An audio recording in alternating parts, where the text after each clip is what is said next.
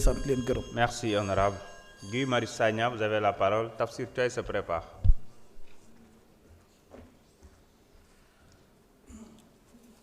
mbokk yi nuyu naa leen monsieur le ministre dama jàng ci sa projet de loi de finances rectificative que da ngeen di yokk xaalis bi nga xam ne moom ngeen jagleeloon lekkum takk der yi ngeen yokk ko ci 5,2 milliards de francs CFA. monsieur le ministre mënu ma ko ñàkk rafetlu dama koy rafetlu bu baax a baax ndaxte dama bindoon ministre des forces armées ma ne ko suñu mbokk yi nekk GIGN du ñu lekk ba suur seen lekk yi doy na waar ci tontuwam bi mu xamal ma ne dépense bu ñuy jox bés bu nekk suñu mbokk yi nekk GIGN 800 francs par jour la au lieu de 3000 francs ma waxoon ne naa la bind pour xool naka nga koy yokkee bu ma gisee yokk bii dama koy rafetlu féliciter leen encourager leen waaye poser la question ci ne yokk bi ci lan la ndax ci loolu ma dut baaraam 800 francs par jour au lieu de 3000 francs wala beneen yokk la wala yokk yu bëri la don yokk bi muy wane rek solo bi mu am bi suñu takk der yi fu ñu egg ci suñu xol. monsieur le ministre ma nekkoon Abuja parlement de la CEDEAO gis ay policiers yu dugg ci campus universitaire ndax bourse bu ma gisee fii ne da ngeen yokk bourse yi à hauteur de 11,8 milliards de francs CFA dama koy rafetlu féliciter leen ba pare ñaax leen ne leen plus jamais ça. monsieur le ministre béykat yu bëri ñu ngi may bind di ma woo ne gisuñu point de collecte bëgg nañ jaay mënuñu jaay wala bu ñu jaayee dañuy wanteer à 200 francs. monsieur le ministre ndax lépp li nga xam ne yow ci sa wàll la def nga ko ngir ñu am campagne agricole bu jaar yoon. monsieur le ministre 26 décembre nekkoon 80e anniversaire franc CFA franc CFA muy suñu koppar franc CFA muy jatan muy tënk muy buumu jaam boo xam ne fekk jógewu fi lépp li ngeen di def lu am solo ngir génnee Sénégal ci guuta gi mu nekk dina jafe. monsieur le ministre anniversaire boobu war nañ gaaw a egg foo xam ne kenn dootul waxati anniversaire boobu fan ngeen ci toll. monsieur le ministre ay fonctionnaires yu bëri bind nañ ma ne ma amoon na benn indemnité de logement bu war a laal 16000 fonctionnaires bi nga xam ne dañ ko voté woon ci loi de finances rectificative bu 28 juin 2025 boobu ak léegi kenn fayu leen ko. monsieur le ministre lu xew lu tax fayuñu leen ko. monsieur le ministre arriéré yi ndax fonctionnaires yooyu dinañ ko jot.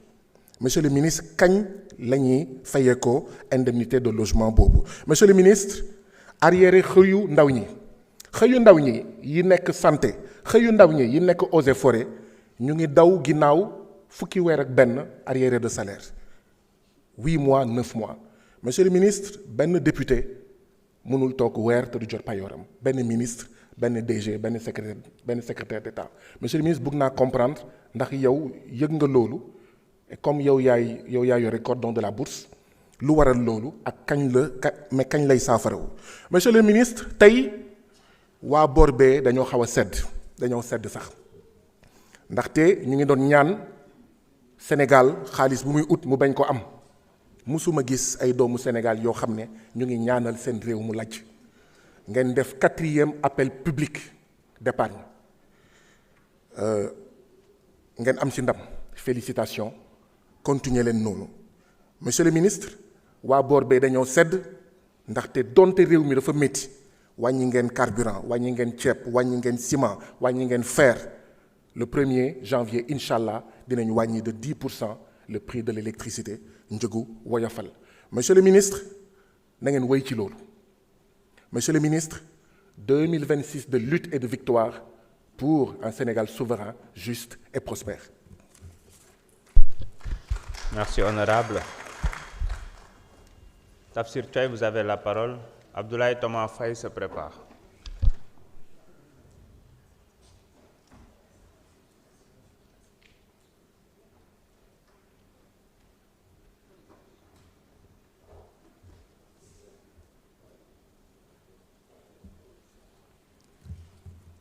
vous remercie, Monsieur le Président. Monsieur le Président, très chers collègues, Monsieur le ministre, Madame la secrétaire d'État, Mesdames, Messieurs. Monsieur le ministre, je voudrais encore une fois dire ici que notre séance d'aujourd'hui wane na ni réalité pouvoir moom loolu lu mën a nekk la te lu am la dem ci waxtaan ak sama benn collègue mu may wax ni ma mu yokkal ma ci le pouvoir de la réalité dina def loo nguur dina def loo gouvernement dina li ferloo keneen ku dul gouvernement et aujourd'hui c'est ce qui explique aujourd'hui cette loi de finances rectificative qu'on vote en 2 jours. Maintenant, Monsieur le ministre, c'est vrai que mën nga ko def ci loi de règlement mais loi de règlement yi depuis 2022 jàllale wuñ ko 2022 jàllul 2023 jàllul 2024 ba tey jii ñu ngi ci 2025 di voté loi de finance 2026 bu ñu voté nii donc mënuñu ko ci woon dugal il fallait que ñu indi ko pour qu'au moins ñu mën constater tout ce qui a été fait et qui a été dans le budget durant cette année 2025 mais li mu ñu indil ci information mooy d'abord que suñu croissance wàññeeku na de 1%. mais indil nañu aussi information que sur la masse salariale 79 milliards wàññeeku na par rapport ak 2025 ak 2026. Et hier, posé dans la question, et je vous remercie de la diligence pour la réponse sur les emplois rémunérés. 191 000 emplois. Alors, si on compare ce qu'on va avoir en 2026, il y a une différence de 14 829 agents. Il y a peut-être agents. Alors, 14 000 il y a un recrutement qui est baisse. Et peut-être qu'il y a des personnes qui ont été perdus en compte dans ces 14 000-là qui vont se rajouter sur les emplois entre 2025 et 2026. Alors, par rapport à la loi de finances, c'est vrai que mon cher collègue Guy tout à l'heure a parlé de la baisse des prix. Nous pouvons soutenir la baisse des prix. Mais Guy Soumeni, beaucoup de baisse en 2024 parce que beaucoup de incidence sur les taxes, sur les recettes. Mais Bini, Japonani, situation est et Marie Fatalikou, c'est sous le régime du président Wade qu'on avait créé le fonds de sécurisation des importations des produits pétroliers qui permettait à l'État de pouvoir gérer les hausses et les baisses des prix des hydrocarbures. C'est en ce moment aussi qu'on avait créé le fonds de soutien à l'énergie. Et je pense que il n'y a qu'un effet sur aujourd'hui sur la baisse des prix et des hydrocarbures, surtout sur l'énergie. Alors, donc, Japonani, baisse bi amna, mën nga gën a expliquer Sénégalais yi pour ñu comprendre que ni baisse bi peut-être c'est pas parce que dañu renoncer à des taxes parce que feeñul fenn mais c'est parce que la situation internationale moo permettre aujourd'hui que Sénégal mën a continuer di baisser les prix parce que situation bi Sénégal c'est vrai que métti na augmenter nañu taxes yi pour yokk budget bi mais aussi situation bi permettre na tey jii gouvernement Sénégal mu wàññi yenn prix yi nga xamante ni moom moo am.